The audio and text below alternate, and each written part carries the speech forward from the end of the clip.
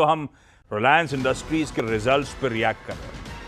वो heavy weight, वो दिग्गज, ऑयल से लेकर टेलीकॉम से लेकर रिटेल की कॉन्ग्लोमरेट, उसके नंबर्स पे सबकी नजर थी। फ्राइडे को बाजार बंद होने के बाद आए एक स्टेडी कंसोलिडेटेड प्रॉफिट का आंकड़ा आया 19,407 करोड़ पे।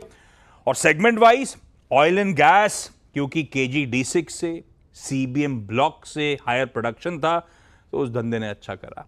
हाँ, O2C एज एक्सपेक्टेड ढीला था, पर मैनेजमेंट कमेंट्री कहती है better than global peers perform करा। और OTC की वीकनेस को काफी हद तक ऑफसेट करा वो न्यू एज बिजनेसेस जियो और साथ साथ इवन रिटेल ने। जियो में रिकॉर्ड तगड़े सब्सक्राइबर एडिशंस हुए, आरपूस 13% उछलकर 206 रुपए पे पहुंचते हुए नजर आए। और जहां तक रिटेल की बात है, Q4 में यानी कि इस करंट क्वार्टर में रेवेन्यूज ऑलमोस्ट 16% और EBITDA में 14.5% का जंप था। और 1085 नए स्टोर्स Q4 में ऐड करें, कुल स्टोर्स की संख्या बढ़कर 19,340 पे पहुंचती हुई। और एक अपडेट और था, अनंत अंबानी साहब को पहले इस समय नॉन एग्जीक्यूटिव डायरेक्टर थे, 1 मई से एग्जीक्यूटिव डायरेक्टर के रोल में आते हुए नजर आएंगे। खैर, नतीजों पे ज्यादा नहीं जाता हूं, ब्रोकरेजेस के अपडेट आने देता हूं, उसके बाद डिटेल में रिपोर्ट करेंगे ब्रोकरेजेस कैसे आकलन कर रहे हैं नंबर्स का। लेकिन RIL के नंबर्स पर रिएक्शन की कर लीजिए तैयारी। कंचन जुड़ चुकी हैं, वो बताएंगी बाकी के कुछ इंपॉर्टेंट अपडेट्स। कंचन, गुड मॉर्निंग, बताएं।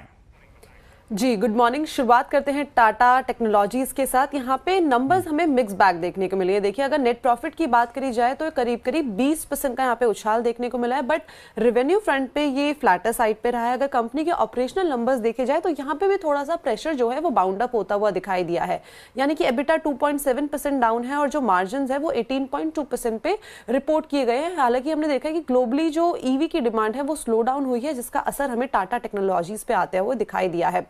IDFC फर्स्ट बैंक के अगर नंबर्स की बात करी जाए तो यहां पे भी हमें नंबर थोड़े से सुस्त देखने को मिले हैं। कंपनी की नेट प्रॉफिटेबिलिटी में 58% का हमें गिरावट देखने को मिली है। हालांकि जो कंपनी की नेट इंटरेस्ट इनकम है वो करीब 10% तक उछलती हुई दिखाई दी है।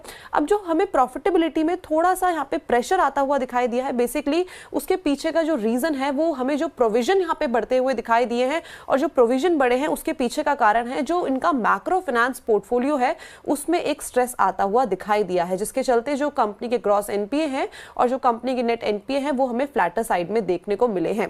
पूनावाला फिनकॉर्प के अगर नंबर्स की बात करी जाए तो यहाँ पे देखिए कंपनी की नेट प्रॉफिटेबिलिटी में आपको साल दर साल करीब 81% की गिरावट देखने को मिलेगी। लेकिन अगर आप बैलेंस शीट खोल के देखेंगे तो यहाँ पे इनका एक वन टाइम एक्सपेंस है, जिसका हमें रिफ्लेक्शन यहाँ पे कंपनी की प्रॉफिटेबिलिटी में देखने को मिला है। और कंपनी के जो नेट इंटरेस्ट इनकम है यहाँ पे करीब हमें 12% का उछाल देखने को मिला है। बहुत सारे